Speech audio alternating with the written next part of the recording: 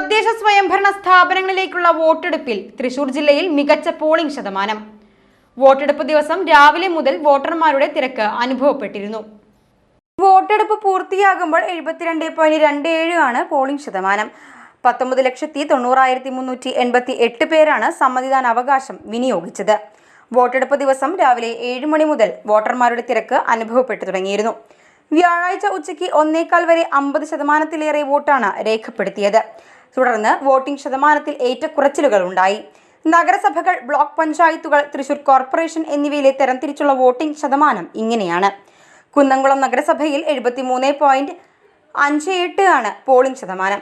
ഇരിങ്ങാലക്കുടയിൽ 73.08%, കൊടുങ്ങല്ലൂരിൽ 77.02%, ചാവക്കാട് 73.29%, ഗുരുവായൂർ 68.85%, ചാലക്കുടി 71.19%, വടക്കാഞ്ചേരി നഗരസഭയിൽ 73.87% എന്നിവയാണ് പോളിംഗ് നടന്നിരിക്കുന്നത്.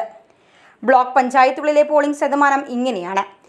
ഇരിങ്ങാലക്കുട 73.08%, കൊടുകര 76.94%, ചേർപ്പ് 75.65%, അന്തിക്കാട് 72.75%, മതിലകം 73.93%, തളിക്കുളം 70.27%, മുല്ലശ്ശേരി 69.99%, പുഴയ്ക്കൽ 73.95%, ഒല്ലൂക്കര 75.18%, പഴയന്നൂർ 75.91%, വടക്കാഞ്ചേരി 75.88%, ചൊവ്വന്നൂർ 73.14%, ചാവക്കാട് 68.82%, വെള്ളാങ്ങല്ലൂർ 72.86%, മാള 71.71%, ചാലക്കുടി ബ്ലോക്ക് 72.22% എന്നിവയാണ് പോളിംഗ് നടന്നിരിക്കുന്നത്.